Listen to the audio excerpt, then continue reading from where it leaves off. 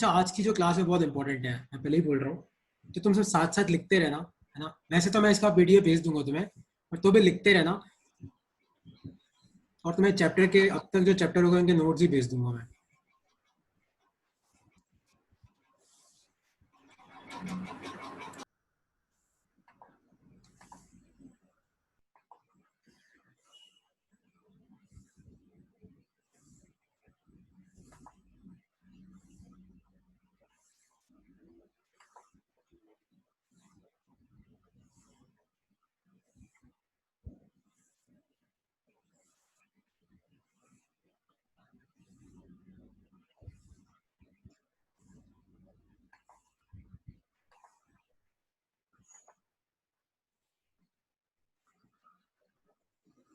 Okay, तो हम लोग चालू करते हैं।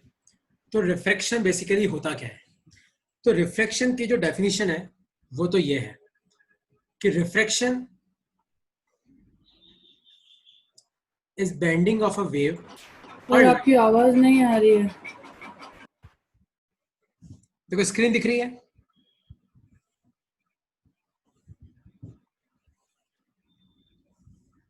सर बहुत कट रही है। हाँ, ये थोड़ा मौसम खराब है। ठीक है, refraction is bending of light when a wave या फिर when light enters a medium where its speed is different। अब इस लाइन का मतलब क्या है? तो इस लाइन का मतलब क्या है, पहले ध्यान से सुनो। सपोज करो कि ये सेपरेशन है। तो ऊपर एक मीडियम है, मान लो ऊपर वाला है मीडियम 1 और नीचे वाला कोई और मीडियम है, मान लो ये है मीडियम 2। अपनी लाइट मान लो ऊपर वाले मीडियम में इस तरीके से आ रही है। ठीक है, तो रिफ्लेक्शन में तो क्या होता है कि लाइट सर उस, आप जो लिख रहे हो वो नहीं ऐसा। या मैंने शेयर तो कर रखा है यार, एक बार तो ही चेक करते रहे। यहाँ पे शेयर तो मैंने कर रखा है यार ये। सर आपकी आवाज बहुत कट रही है। सर बिल्कुल सही नहीं आ रही है। सर एक बार रिफ्लेक्शन की डेफिनेशन भी बता देना।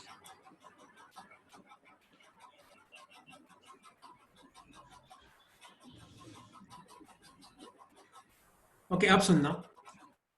तो सपोज करो कि ये ऊपर वाला मीडियम है और ये आपकी इंसिडेंट लाइट है। इंसिडेंट लाइट मतलब जो लाइट आ रही है, तो ये है आपकी इंसिडेंट लाइट। और ये जो लाइन खींची हुई ना, ये सेपरेशन है। मतलब ऊपर वाले मीडियम और नीचे वाले मीडियम को ये सेपरेट कर रहा है।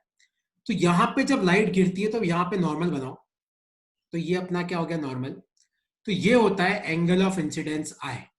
तो एंगल ऑफ इंसिडेंस किसके साथ बनता है? इंसिडेंट लाइट और नॉर्मल के साथ। तो रिफ्रैक्शन में क्या होता है? रिफ्रैक्शन में आपकी लाइट बाउंस बैक नहीं करती है, एक मीडियम से दूसरे मीडियम में ट्रैवल करती है। तो ये लाइट यहां से किस में जंप कर जाएगी? इस मीडियम में। लेकिन यहां पे ये लाइट बैंड हो जाएगी, मतलब ये लाइट नॉर्मल के पास भी आ सकती है और ये लाइट नॉर्मल के दूर भी जा सकती है ना। और एक केस में ये सामने भी आ सकती है। तो रिफ्रैक्शन बेसिकली होता क्या है? Bending of light when it enters from one medium to another medium. तो लाइट अगर एक मीडियम से दूसरे मीडियम में जंप करती है तो उसकी में जो उसमें जो बैंडिंग होती है, मतलब वो कितना बैंड करी, कैसे बैंड करी, वो चीज क्या होती है? रिफ्रैक्शन। तो जैसे हम ऊपर वाला डायग्राम देखें, सपोज करो कि ये कोई मीडियम है, मीडियम नंबर 1, और ये मान लो कोई मीडियम है, मीडियम नंबर 2, और मान लो ये आपकी इंसिडेंट लाइट है। क्या है? Incident light. तो यहां पे गिरी, तो यहां पे सबसे पहले आप क्या बनाओ? यहां पे आप बनाओ नॉर्मल। तो इंसिडेंट लाइट नॉर्मल के साथ जो एंगल बनाती है वो होता है एंगल ऑफ इंसिडेंस आई। ये अपना नॉर्मल है। और मान लो कि लाइट बैंड होके ऐसे जा रही है। किस तरीके से जा रही है? इस तरीके से। तो ये जो लाइट है इसको हम बोलते हैं रिफ्रैक्टेड लाइट। रिफ्लेक्टेड नहीं होगी। ये कौन सी लाइट है? रिफ्रैक्टेड। क्योंकि लाइट पहले मीडियम से किस में एंटर कर गई? दूसरे मीडियम में। और रिफ्रैक्टेड लाइट जो नॉर्मल के साथ एंगल बनाती है वो होता है आर। इस एंगल को हम बोलते हैं एंगल ऑफ रिफ्रैक्शन। तो लाइट कितना बैंड करेगी, कैसे बैंड करेगी, ये एक बहुत इंपॉर्टेंट पैरामीटर पर डिपेंड करता है, जिस पे मैं आगे आ रहा हूं। लेकिन रिफ्रैक्शन है क्या? Refraction is basically bending of light और a wave when it travels from one medium to another medium. है ना, तुम्हें ये वाली चीजें याद रखनी है। आई क्या होता है? आई होता है अपना एंगल ऑफ इंसिडेंस और आर होता है अपना एंगल ऑफ रिफ्रैक्शन। जो लाइट आती है उसको हम बोलते हैं इंसिडेंट लाइट, और जो रिफ्रैक्ट होके जाती है उसको हम क्या बोलते हैं, रिफ्रैक्टेड लाइट। तो ये है तुम्हारा रिफ्रैक्शन। रिफ्रैक्शन की बेसिक डेफिनेशन तुम्हें याद रखनी है। तो अब लाइट कितना बेंड करती है, ये किस फैक्टर पर डिपेंड करता है, ध्यान से देखो। ये इस फैक्टर पर डिपेंड करता है, रिफ्रैक्टिव इंडेक्स पे। तो रिफ्रैक्टिव इंडेक्स बताता है कि आपकी लाइट कितना बेंड करेगी और कैसे बेंड करेगी, है ना। अब इसको ध्यान से सुनना, रिफ्रैक्टिव इंडेक्स ये चीज कैसे बताता है ना। मान लो कि ये एक मीडियम है जिसका रिफ्रैक्टिव इंडेक्स को मैं नोट करता हूं n से। मान लो इसका रिफ्रैक्टिव इंडेक्स है 2। ये एक मीडियम है जिसका रिफ्रैक्टिव इंडेक्स क्या है, 2। और मान लो मेरे पास एक और मीडियम है इसके जस्ट नीचे वाला, मान लो कि इसका रिफ्रैक्टिव इंडेक्स है 3। क्या है इसका रिफ्रैक्टिव इंडेक्स, 3।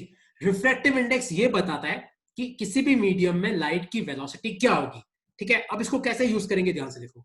सपोज करो कि ऊपर से कोई लाइट आ रही है, सपोज करो कि ये आपकी कोई इंसिडेंट लाइट है, ये वाली। तो मान लो ये लाइट आई आई आई यहां पहुंची, ठीक है, सेपरेशन पे पहुंच गई। अब अपना काम क्या है, अपना काम है सबसे पहले अपन क्या बनाएंगे, सबसे पहले अपन बना लेंगे नॉर्मल नॉर्मल। तो ये हो गया एंगल ऑफ इंसिडेंस। अब याद रखना, जिसका रिफ्रैक्टिव इंडेक्स कम होता है उसको बोलते हैं हम रेरर मीडियम। इसको अपनी कॉपी में लिख लो, रेरर मीडियम। इसका मतलब क्या है, लो रिफ्रैक्टिव इंडेक्स, लो आ रहा है। और जिसका रिफ्रैक्टिव इंडेक्स ज्यादा होता है उसको हम बोलते हैं डेंसर मीडियम। तो डेंसर मीडियम का मतलब क्या होता है, डेंसर मीडियम का मतलब होता है हाई रिफ्रैक्टिव इंडेक्स। तो रिफ्रैक्टिव इंडेक्स बहुत ज्यादा है मतलब डेंसर मीडियम, रिफ्रैक्टिव इंडेक्स कम है इसका मतलब रेरर मीडियम। ध्यान से देखो, तो ऊपर वाला मीडियम अपने इस केस में क्या है, रेरर। नीचे वाला मीडियम अपने इस केस में क्या है, डेंसर, है ना। एक बार लिख लो इसको अपनी कॉपी में कि रेरर मीडियम मतलब लो रिफ्रैक्टिव इंडेक्स, डेंसर मीडियम मतलब हाई रिफ्रैक्टिव इंडेक्स। तो अपने इस केस में जो लाइट है वो किस मीडियम में, सेकंड मीडियम में, मतलब जिसमें 2 है उस मीडियम में, और इस मीडियम से कहां जंप कर रही है, इस मीडियम में। तो ध्यान से देखो, लाइट कहां से कहां जा रही है, लाइट जा रही है रेरर से डेंसर। जा रही कि नहीं जा रही है, 2 से 3 जा रही है डेंसर। तो याद रखना, light will bend towards, light will bend towards normal। तो लाइट जो है वो नॉर्मल के पास आ जाएगी। अब इस लाइन का मतलब क्या है कि लाइट जो है वो नॉर्मल के पास आ जाएगी। ध्यान से सुनना, देखो हिसाब से तो लाइट को सामने जाना चाहिए था, लेकिन रिफ्रैक्शन के कारण क्या होगी, लाइट नॉर्मल के पास आ जाएगी। तो ये क्या है, अपनी रिफ्रैक्टेड लाइट, और ये क्या है, एंगल ऑफ रिफ्रैक्शन आर। ध्यान से देखो, जब रेरर से डेंसर जाता है तो आई बड़ा होता है और आर छोटा होता है। इन सब लाइंस को लिख लो, refraction from rarer to denser medium. Rarer medium क्या होता है, जिसका रिफ्रैक्टिव इंडेक्स कम होता है। डेंसर मीडियम क्या होता है, जिसका रिफ्रैक्टिव इंडेक्स ज्यादा होता है। लाइट अगर रेरर से डेंसर जाती है तो लाइट जो है वो नॉर्मल के पास आ जाती है। ये इंसिडेंट लाइट, ये रिफ्रैक्टेड लाइट, ये एंगल ऑफ इंसिडेंस, ये एंगल ऑफ रिफ्रैक्शन। आई क्या होगा, 8 से ज्यादा होगा। इसको लिख लो अपनी कॉपी में। टॉपिक लिखना, refraction of light from rarer to denser medium. Sir इसमें वो क्या होगा सर, रिफ्रैक्टेड रे क्या होगी सर? ये नीचे वाली पर्पल वाली, ये पर्पल।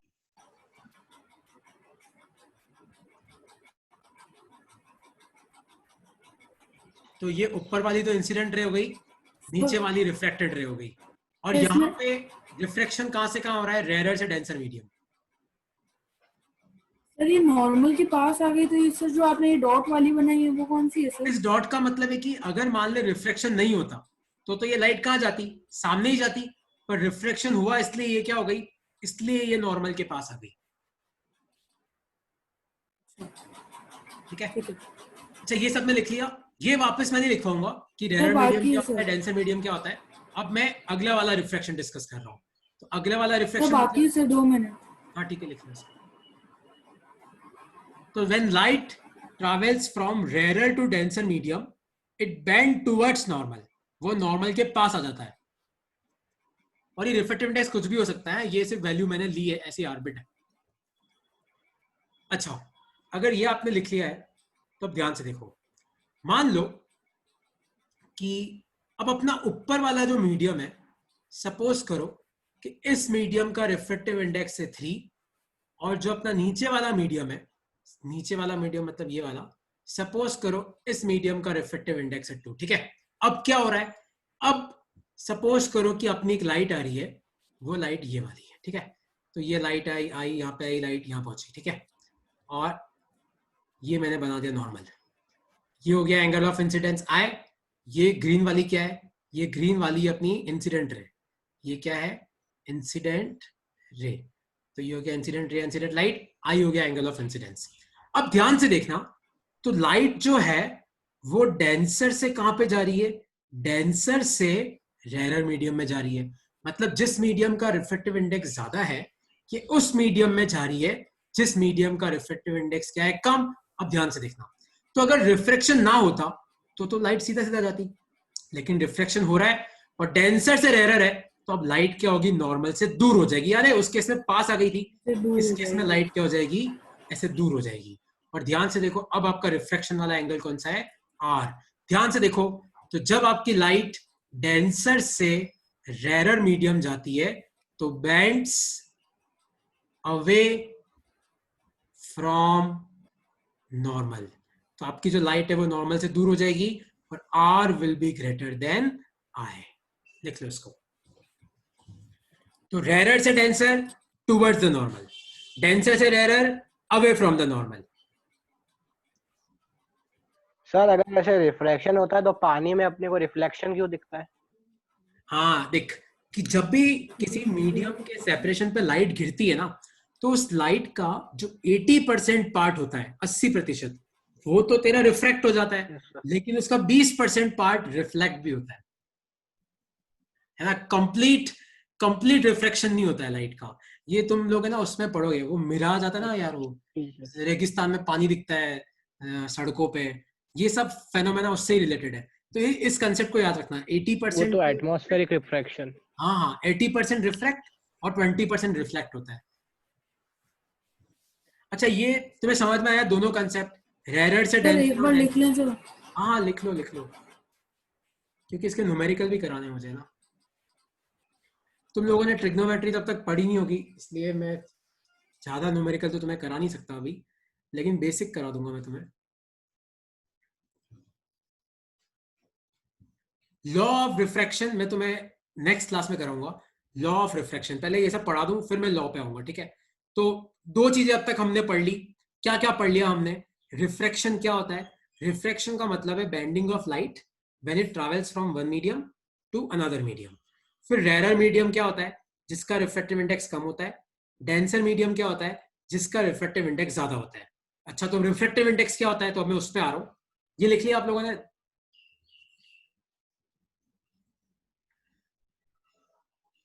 तो देखो, द रिफ्रैक्टिव इंडेक्स और index of refraction of a material describes how fast light travels through the material. मतलब रिफ्रैक्टिव इंडेक्स ये बताता है कि किसी भी मीडियम में लाइट की स्पीड कितनी ज्यादा हो सकती है। और ये 3-4 चीजों का मैंने लिखा हुआ है, याद रखना। वैक्यूम और एयर का तुम 1 ले सकते हो, एयर का भी करीब 1 के आसपास है, वाटर का 1.33 है, ग्लास का 1.5 है। याद रखने की तुम्हें जरूरत नहीं है, सिर्फ वैक्यूम और एयर का याद रखना, और किसी का याद रखने की जरूरत नहीं है, सबका तुम्हें क्वेश्चन में दे रखा होगा। डायमंड का 2.4, जर्मेनियम का 4.1।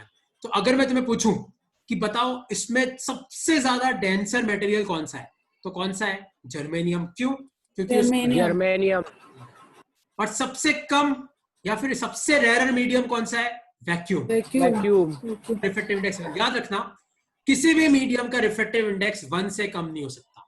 तो रिफ्रैक्टिव इंडेक्स जो है it will be greater then और इक्वल टू 1, और 1 किसका होता है, वैक्यूम का, है ना। कोई तुम्हें पूछे कि क्या किसी मीडियम का रिफ्रैक्टिव इंडेक्स 0.6 हो सकता है, नहीं हो सकता। रिफ्रैक्टिव इंडेक्स की वैल्यू चालू ही कहां से होती है, 1 से, और 1 किसकी होती है, वैक्यूम की। और क्वेश्चन में नहीं दे रखा हो तो एयर की भी क्या ले लेने का, 1 ले लेने का, है ना। वाटर की 1 मत ले लेना, वाटर ये 1.3 तुम्हें याद हो जाएगा क्योंकि बहुत क्वेश्चन आएंगे इसके। डायमंड का भी 2.4 तुम्हें याद हो जाएगा। ये तुम्हें पता पड़ना चाहिए कि रेयर मीडियम क्या है और डेंसर मीडियम क्या है, ठीक है। तो अब एक क्वेश्चन तुम्हें सॉल्व करना है, तो वापस जो मैंने पहले तुम्हें पढ़ाया, एक बार ये लिखना है ना। लिख ले भाई, डेफिनेशन लिख लो सब. The refractive index of a material describes how fast light travels through the material or medium.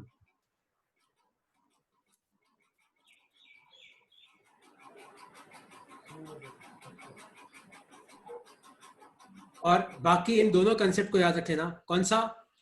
Rare से denser, bend towards normal. Denser से rare, bend away from normal. तो अब क्वेश्चन है ये. तो मेरा क्वेश्चन क्या है, अब सब ध्यान से सुनना. एक सेकंड. हाँ, सर लाइट तो इलेक्ट्रोमैग्नेटिक रे होती है ना. Electromagnetic wave. हाँ correct, light electromagnetic sir wave. एक बार वो वाला बता दो ना. सर तो फिर वो सब्सटेंस पे थोड़ी डिपेंडेंट होती है, मीडियम पे थोड़ी डिपेंड होती है. क्यों? जैसे एग्जांपल दूं मैं. सर देख पिछली लाइट. क्लास में तो पढ़ाया था सर 9th में कि हाँ क्या पढ़ाया था? इलेक्ट्रोमैग्नेटिक. सर इलेक्ट्रोमैग्नेटिक वेव जो होती है वो मीडियम पे डिपेंड नहीं करती है, और साउंड उसकी वो जो दूसरे नॉन मैकेनिकल और मैकेनिकल पढ़ाया था सर उसमें इलेक्ट्रोमैग्नेटिक था. देख इलेक्ट्रोमैग्नेटिक का मतलब क्या होता है जल्सन? इलेक्ट्रोमैग्नेटिक का मतलब है कि लाइट जो है, लाइट के अंदर इलेक्ट्रिक फील्ड भी है और लाइट के अंदर मैग्नेटिक फील्ड भी है. ठीक है. अब देख ध्यान से सुन. जैसे वैक्यूम है, तो वैक्यूम में तो कोई मॉलिक्यूल होते ही नहीं है, वैक्यूम में कोई एटम होते ही नहीं है, तो लाइट को चलने में कोई दिक्कत नहीं होती. ठीक है. अब तू वाटर ले ले. वाटर के अंदर क्या होता है? H2O. H2O मतलब हाइड्रोजन और ऑक्सीजन. और हाइड्रोजन और ऑक्सीजन के अंदर क्या होते हैं? इलेक्ट्रॉन्स और प्रोटॉन्स होते हैं. होते कि नहीं होते हैं? इलेक्ट्रॉन्स के पास क्या होता है? Negative charge. प्रोटॉन के पास क्या होता है? Positive charge. पॉजिटिव. तो ये जो प्रोटॉन का पॉजिटिव और इलेक्ट्रॉन का नेगेटिव है ना, ये उस लाइट की इलेक्ट्रिक फील्ड को छेड़ता है. जो लाइट जिस इलेक्ट्रिक फील्ड की बनी है ना, उसको छेड़ता है. इसलिए लाइट क्या हो जाती है तेरी, जैसे ही वैक्यूम से पानी में आई तो लाइट बैंड हो जाती है. जो तू मुझे बोल रहा है ना कि डिपेंड नहीं करती, वो कुछ और चीज है ना. लाइट की स्पीड तो तेरे मीडियम पे डिपेंड करेगी है ना. अब खुद सोचो, एक रूम है जिसमें पूरा रूम खाली है, एयर है, उसमें तो टॉर्च मार. और एक रूम है मान ले जिसमें स्टील भरा हुआ है, स्टील मतलब अपना स्टील है, और दोनों रूम में तो टॉर्च मार. तो दूसरी तरफ किस केस में लाइट पहुंचेगी? जिस रूम में एयर है वहां पहुंचेगी. जिस रूम में स्टील है वहां तो पहुंचने ही नहीं वाली, क्योंकि स्टील बीच में ही लाइट को रोक देगा. होता है कि नहीं होता है? तो इसलिए लाइट की जो स्पीड है वो मीडियम पर डिपेंड करती है ना. कैसे करती है? रिफ्रैक्टिव इंडेक्स पे. और न्यूमेरिकल भी है अपने सिलेबस में. मैं 2 मिनट आ रहा हूँ, लेकिन उसके पहले एक न्यूमेरिकल मुझे कराना है. तो क्वेश्चन है ये, सब लोग ध्यान से समझना. सपोज करो कि ये एक मीडियम है, ऊपर वाला मीडियम 1 और ये नीचे वाला मीडियम 2. ठीक है. इस मीडियम 1 का रिफ्रैक्टिव इंडेक्स है 1.5 और नीचे वाले का रिफ्रैक्टिव इंडेक्स है 1.8. ठीक है. और यहां पे एक लाइट आ रही है, और ये लाइट नॉर्मल के साथ जो एंगल बना रही है वो 30 डिग्री है. क्या है? 30 डिग्री. आपको बताना है, कोई बोलेगा नहीं, कि जो एंगल ऑफ रिफ्रैक्शन होगा वो क्या होगा. आपके पास 4 ऑप्शन है. या तो R30 होगा, क्या R 30 होगा, क्या R 30 होगा, या फोर्थ ऑप्शन है कांट से. मैं नहीं बता सकता, मुझे और भी बहुत कुछ चाहिए, मतलब मुझे और भी चीजें चाहिए. तो आपको बताना है कि <30 होगा. तो यहाँ पे लाइट 1.5 से 1.8, मतलब ऊपर वाला मीडियम क्या है? रेयर. नीचे वाला क्या है? डेंसर. तो लाइट जब रेयर से डेंसर जाती है तो light bend towards the normal. इसका मतलब आपका आई बड़ा होता है और आपका आर क्या होता है? छोटा होता है. तो आई कितना है? 30. तो आई की जगह 30 पुट करो, तो 30 ग्रेटर देन आर, या फिर क्या ऑप्शन आया? R<30. तो अपना आंसर क्या है? R<30. तो ऐसे एमसीक्यूज तुम्हें प्रिपेयर करने पड़ेंगे. आया समझ में? कोई डाउट है कंसेप्ट में? किसी को कोई प्रॉब्लम है? Rare, denser, denser, rare, bend towards normal, bend away from normal. Okay. अच्छा, एक चीज ध्यान से सुनना. अगली चीज देखो, ये कोई जरूरी नहीं है कि अगर रिफ्रैक्टिव इंडेक्स सेम हो तो मीडियम भी सेम हो. ऐसे भी केसेस हैं जब दोनों मीडियम दोनों मीडियम अलग है, मतलब मीडियम 1 और मीडियम 2 दोनों मीडियम अलग है, लेकिन होता क्या है कि दोनों का रिफ्रैक्टिव इंडेक्स सेम हो सकता है. दुनिया में ऐसे मटेरियल एग्जिस्ट करते हैं, वो मटेरियल अलग अलग है. आपका इमेज चला गया. क्या चला गया? हाँ सर अब आया. ऐसा भी पॉसिबल है कि दोनों मटेरियल अलग अलग है लेकिन उनका रिफ्रैक्टिव इंडेक्स सेम है. ऐसा पॉसिबल है. तो इस केस में क्या होगा? ध्यान से सुनना. इस केस में लाइट आई पर रिफ्रैक्टिव इंडेक्स तो सेम है, तो लाइट ना तो बैंड टुवर्ड्स नॉर्मल होगी ना बैंड अवे फ्रॉम नॉर्मल होगी. लाइट जैसे आएगी वैसे की वैसे निकल जाएगी. तो I इक्वल टू क्या हो जाएगा? R. तो कितना बैंड हाँ। करेगी कितना बैंड नहीं करेगी सिर्फ एक ही चीज पे डिपेंड करता है, रिफ्रैक्टिव इंडेक्स पे। तो अगर तुम्हारा रेयर से डेंसर है तो आपका आई ग्रेटर देन आर, अगर आपका डेंसर से रेयर है तो आर ग्रेटर देन आई, और अगर मान लो सेम है रिफ्रैक्टिव इंडेक्स, दोनों मान लो दोनों का रिफ्रैक्टिव इंडेक्स सेम है, तो I is equal to R. I will be equal to R. ये वाले कंसेप्ट तुम्हें याद रखने हैं। कोई डाउट है किसी को इसमें? डाउट है तो पूछ लो। कोई भी डाउट है किसी को? No, sir, no doubt. Okay, किसी को कोई डाउट नहीं है तो अब मैं आगे बढ़ता हूं। तो आगे बढ़ता हूं तो वो है अपना सबसे पहला, वो है स्नेल्स लॉ। और स्नेल्स लॉ पढ़ने से पहले एक टॉपिक है, लिख लो अपनी कॉपी में, रिलेटिव रिफ्रैक्टिव इंडेक्स। और इसकी डेफिनेशन क्या है ध्यान से सुनना। Refractive index of one medium with sir respect, आवाज कट रही है। सर आवाज बहुत कट रही है सर। सर आवाज आ ही नहीं रही हाँ है। मैं इसको रिकनेक्ट कर रहा हूँ, एक सेकंड। अब आ रही है आवाज? हाँ refractive index of one medium sir, अब सही आई। with respect to another medium, इसको लिख लो अपनी कॉपी में। refractive index of one medium with respect to another medium is called as relative refractive index। तो एक मीडियम का रिफ्रैक्टिव इंडेक्स किसी दूसरे मीडियम के रेस्पेक्ट में लिखा जाए तो उसको बोलते हैं हम रिलेटिव रिफ्रैक्टिव इंडेक्स। तो refractive index of one medium with respect to another medium is called as relative refractive index। इसको लिख लो एक बार, फिर बताता हूं कि इसके क्वेश्चंस कैसे आते हैं। इसके न्यूमेरिकल्स मिलेंगे तुम्हें बेसिकली। सर आपकी आवाज बहुत कट रही है सर। यार दिव्यांश भाई तेरे यहीं कट रही है कि कहीं और भी कट रही है? तो मेरे यहाँ तो कट सर रही है। यहाँ पे भी सर कट रही है सबकी सर। कट रही है सर। एक सेकंड।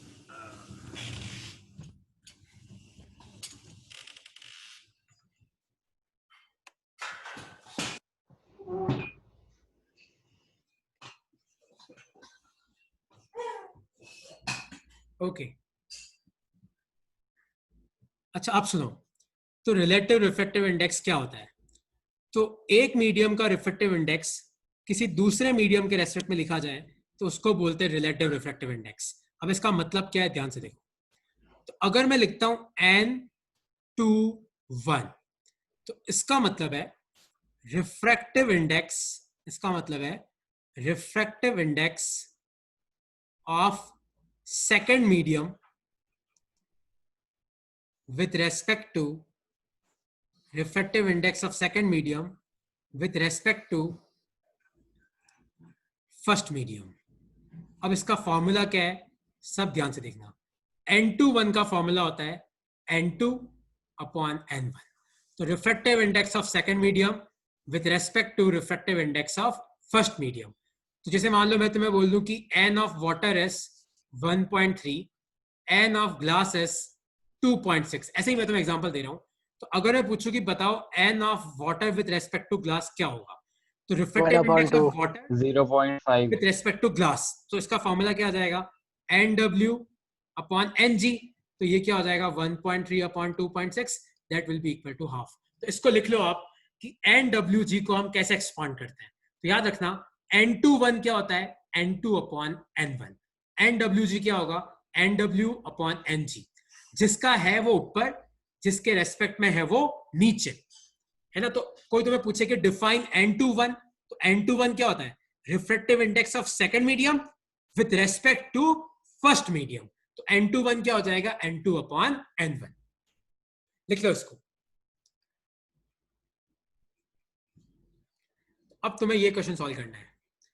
सपोज करो कि n1 आपको दे रखा है 1, n2 आपको दे रखा है 2 और n3 आपको दे रखा है 3। आपको एक तो बताना है कि n23 इंटू n32 कितना होगा, एक आपको बताना है n12 into n23 into n31 कितना होगा, एक आपको बताना है n13 कितना होगा। तीनों सॉल्व करो, A, B और C सॉल्व करो। सर ए तो 1 आएगा। n12 क्या होता है n1/n2 है ना। याद रखना जिसका है वो ऊपर आएगा, जिसके रेस्पेक्ट में है वो नीचे जाएगा।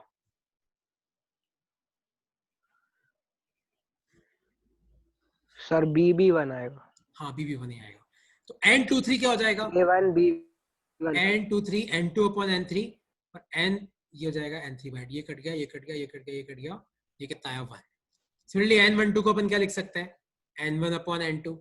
n23 को अपन क्या लिख सकते हैं? n2 upon n3। n3 को अपन क्या लिख सकते हैं? n3 upon n1। तो ये गया, ये गया, ये गया, ये भी कितना आया 1। और n13 कितना हो जाएगा? n1 upon n3। तो ये आ गया 1 upon 3। किसी को कोई डाउट है? इसको बोलते हैं हम रिलेटिव रिफ्रैक्टिव इंडेक्स। तो रिलेटिव रिफ्रैक्टिव इंडेक्स क्या होता है? किसी एक मीडियम का रिफ्रैक्टिव इंडेक्स किसी दूसरे मीडियम के रेस्पेक्ट में अगर निकालना हो तो उसको हम बोलते हैं रिलेटिव रिफ्रैक्टिव इंडेक्स। सर एक बार ये सेकंड वाला फिर से समझा देना। सेकंड वाला कुछ है नहीं रे दिव्यांश। n12 को देख मैंने क्या लिखा? n1 upon n2। n23 को मैंने क्या लिखा? n2 upon n3। n31 को क्या लिखा? n3 upon n1। देख सब कट गए। n1 n1 गया, n2 n2 गया, n3 n3 गया, क्या बचा 1? ठीक है, आया समझ में? ठीक है सर। ओके, अब ये टॉपिक, अगला जो टॉपिक है ये तुम्हारे बोर्ड के लिए बहुत इंपॉर्टेंट टॉपिक है। टॉपिक क्या है? लिखो अपनी कॉपी में, relation between refractive index and speed, है ना? इसको ध्यान से समझना। सपोज करो कि मेरे पास ये कोई मीडियम है, मान लो ये वाला जो मीडियम है ये है मीडियम 1, और मेरे पास ये एक और मीडियम है, मान लो ये जो मीडियम है ये है मीडियम 2, ठीक है? मान लो इस मीडियम का रिफ्रैक्टिव इंडेक्स n1 है और मान लो यहां पे वेलोसिटी v1 है। मतलब ये जो मीडियम है इसका रिफ्रैक्टिव इंडेक्स कितना है? n1, और इस मीडियम में वेलोसिटी कितनी है? v1, लाइट की वेलोसिटी, वेलोसिटी या स्पीड, है ना? और ये दूसरा मीडियम है, मान लो यहां पे रिफ्रैक्टिव इंडेक्स n2 और यहां पे वेलोसिटी कितनी है? v2। तो याद रखना ये स्नेल्स लॉ है और लॉ ऑफ रिफ्रैक्शन का पार्ट है कि refractive index into velocity of first medium is equal to refractive index into velocity of second medium. तो n1 v1 will be equal to n2 v2, है ना? तो किसी भी मीडियम का रिफ्रैक्टिव इंडेक्स और उसकी वेलोसिटी को मल्टीप्लाई करोगे तो वो एक कांस्टेंट होगा। तो n1 v1 equal to n2 v2। मान लो यहाँ पे एक और मीडियम लगा दूं जिसका रिफ्रैक्टिव इंडेक्स n3 है और मान लो वेलोसिटी v3 है, तो अपन ये इक्वेशन भी लिख सकते हैं, n1 v1 equal to n2 v2 equal to n3 v3, ये लिख सकते हैं। तो रिलेशन क्या है? रिलेशन ये है कि किसी भी मीडियम का रिफ्रैक्टिव इंडेक्स इनटू इस मीडियम में जो वेलोसिटी है उसका जो प्रोडक्ट है वो एक कांस्टेंट होगा। इसको लिख लो एक बार अपनी कॉपी में, खाली ऐसे ही बना के, क्योंकि इसका जो लैंग्वेज है वो तो मैं नेक्स्ट क्लास में बताऊंगा, ये समझ में आ जाएगा, फिर लैंग्वेज लिखवानी रहेगी। तो relation between refractive index and velocity, ठीक है?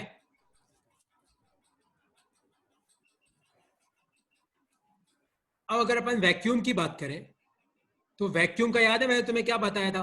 रिफ्रैक्टिव इंडेक्स क्या होता है वैक्यूम का?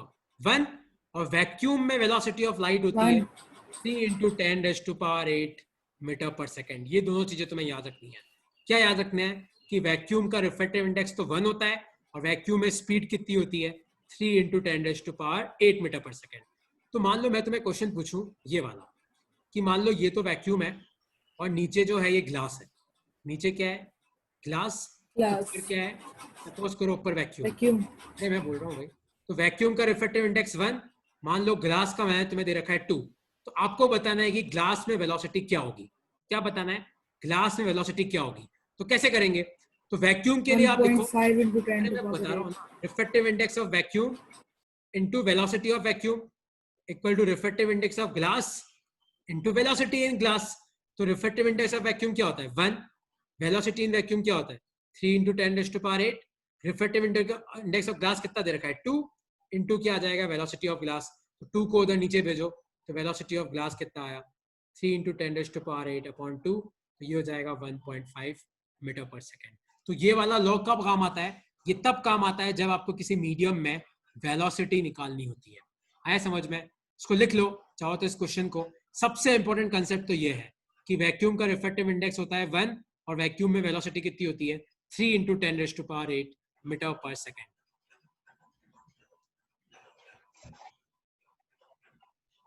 कोई डाउट है किसी को? अच्छा कोई डाउट नहीं है तो इस क्वेश्चन को सॉल्व करो। मान लो कि मेरे पास ये एक मीडियम है, मीडियम 1, और मेरे पास ये एक और मीडियम है, मीडियम 2। इस मीडियम का रिफ्रैक्टिव इंडेक्स 2 है, इस मीडियम का रिफ्रैक्टिव इंडेक्स 4 है। यहाँ पे वेलोसिटी v1 है, यहाँ वेलोसिटी v2 है। तो आपको बताना है कि v1 अपॉन v2 की वैल्यू क्या होगी। मतलब पहले मीडियम में जो स्पीड है अपॉन दूसरे मीडियम में जो स्पीड है, उस रेशो का आंसर क्या होगा? 2 क्योंकि यहाँ पे अपना स्नेल्स लॉ यूज करो तो n1 v1 इक्वल टू क्या है, n2 v2। तो n1 कितना है 2 v1, n2 कितना है 4 इंटू v2। तो 2 से 2 तो ये गया, तो आपका v1 अपॉन v2 कितना आया, 2 आया। तो ऐसे आपको वेलोसिटी का रेशो निकालने को आ सकता है, आपको रिफ्रैक्टिव इंडेक्स का रेशो निकालना आ सकता है। ये आपको सब कंसेप्ट याद रखना है। और आज का एक लास्ट कंसेप्ट है जो मैं बता रहा हूँ, वो याद रखना ये कि वेलोसिटी इन मीडियम, तो किसी भी मीडियम में क्या वेलोसिटी होगी, is inversely proportional to refractive index. तो जितना ज्यादा रिफ्रैक्टिव इंडेक्स होगा, इसका मतलब वो मटेरियल लाइट को चलने में उतना प्रॉब्लम कर रहा होगा, तो उतनी कम उस मीडियम में क्या होगी, वेलोसिटी होगी। तो कोई तुम्हें पूछे कि मेरे पास एक मीडियम है, मीडियम 1, जिसका रिफ्रैक्टिव इंडेक्स है 4, और मेरे पास दूसरा मीडियम है मीडियम 2, जिसका रिफ्रैक्टिव इंडेक्स है 2। तो बताओ किस में वेलोसिटी ज्यादा होगी? वेलोसिटी किस में ज्यादा होगी? जिसका रिफ्रैक्टिव इंडेक्स क्या होगा, कम होगा।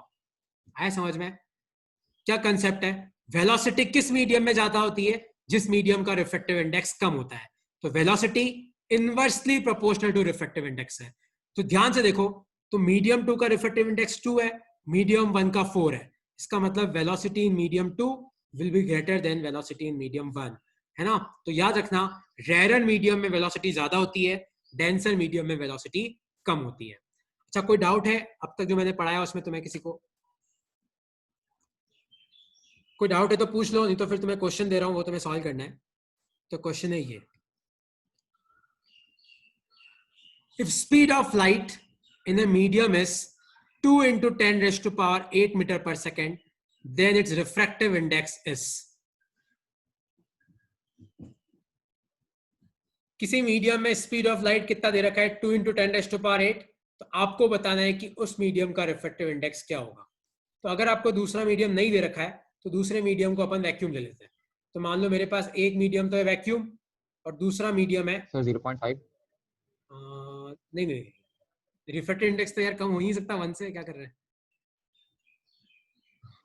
तो मान ले एक मीडियम वैक्यूम है, तो मान लो पहला मीडियम वैक्यूम है, तो वैक्यूम में रिफ्रैक्टिव इंडेक्स कितना आता है, 1। मान लो पहला मीडियम क्या वैक्यूम, और वैक्यूम में स्पीड कितनी होती है, 3 into 10 raised to power 8। तो n1 है, v1 है। और मान लो दूसरा मीडियम ये वाला है, कौन सा जो क्वेश्चन में है, और इसमें क्या 1.5 है answer sir. 2 into 10 raised to power 8। तो अपने को इसका रिफ्रैक्टिव इंडेक्स पूछा है, मतलब n2 पूछा है। तो अपना फॉर्मूला पुट कर दो, n1 v1 equal to n2 v2। n1 कितना है 1, तो 1 into 3 into 10 raised to power 8। n2 तो निकालना है, और v2 कितना है 2 into 10 raised to power 8।